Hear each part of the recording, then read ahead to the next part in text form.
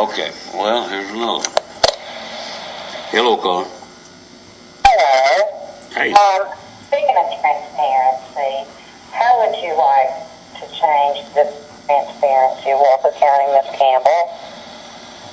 The first thing I think when I think of transparency is communication with the people. I would love to see us have our commissioners' meetings in the evenings where people can actually come to them, talk about things that are going on in their community. I would love to have advisory boards, volunteers from each community to come to those meetings and tell us what's going on in your community and what do you see happening, how do you want to improve things, what's wrong, how can we fix it, those kinds of things. Another thing I would love to see us do is utilize our website. The Walker County website is available, it's there, hasn't been updated very much, but it could be used to put our financial reports on there at least every quarter, to publish our budget, which is required by law. Those kinds of things are supposed to be available online, very easily accessible, which they aren't at this time. I would love to see us utilize our website to do that. As far as specifically, is there an area that you'd like to ask about? Actually, yes, there is. Okay. I have read in the newspaper last week, as we're speaking of transparency, that you were, and your husband, were many years late on paying state, county, and federal taxes. And now I read that it was cleared up. That's true. And Ted supported you in the beginning because you posted on September 24th that it was all taken care of. That's right. Now, would you like to share with us the day that you paid your state taxes, the last $10,000+? See, I'd never owed that. That was from a general return, an original return that was sent in that was an invalid and disputed amount. We did an amended return and mailed a check in with that amended return. That lien that's on there, that's been released, I have a letter of release. Of course, it'll be many months before it makes it down to our courthouse. According to Miss Berry, she talked with the state office about that. That was from the original amount that was due.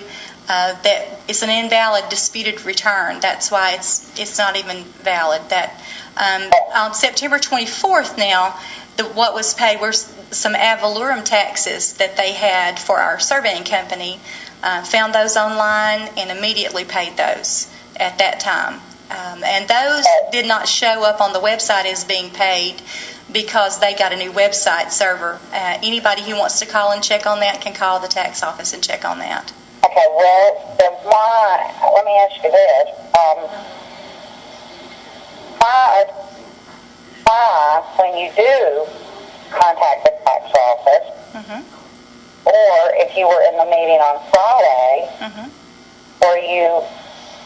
why did you tell them that you paid them on the 11th of October of this year? No, I didn't tell them that. I showed them a letter I received from the Georgia Department of Revenue from a lady that helped us with that, just to verify for the board that I didn't owe any taxes. It was where that old lien was released by the Georgia Department of Revenue, and I had to go to Rome to get that release from her. But then the board didn't even want to see it. But that was okay. It needed to be done that way for people who need to know, and people who want to see it, they can actually come and look at it if they want to. Well, my feeling on that is that prior to the $10,000 in taxes, there were many, many thousands of other in state and federal taxes. Now, I want someone in the county office and let me go back, that would be no one's business if you were not in the public eye. But if you're going to be handling my money, I want to know there's going to be someone in there who is responsible enough to take their own finances before I hand mine over to you. Well, we've been in business. Casey has had this business for almost 30 years. And yes, there have been many times when we've owed taxes. We're in business. That's what businesses do. But wait for years is different than owing taxes. Taxes are due every year. Well, another thing I need to remind you of is that our county has a financial officer.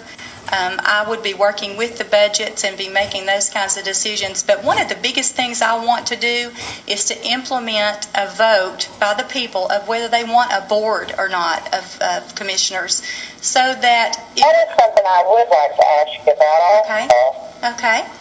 Tell me the benefits that you think a 5-person board would bring to the county. I think it would actually slow down that process of spending millions of dollars. It might make it a little bit more difficult for us to spend that amount of money. We'd have more input in from the people, more input in from the Board of Commissioners in making those large decisions. We would definitely have more communication where people would know the things that are going on before the money is spent and not just find out about it after it's spent. Well, what I'm finding out from other counties and other citizens of other counties is that a 5-person board is less effective in getting things done. Well, you're always going to have people who say that, but if you look at the rest of our country, our entire country, there are only 9 counties out of the entire country, and they're all in Georgia, who don't have a Board of Commissioners. We have city councils for every city. That's something that people are always going to have opinions, and I agree. I have some of my own opinions, but I believe for effectiveness, that many people and that many boards and counties in our country can't be wrong. Well, I'm not so sure that you're right about that. I'd like to know how you would break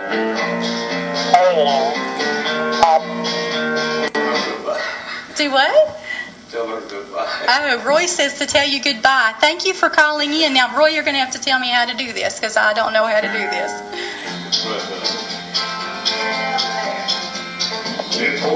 Head forward.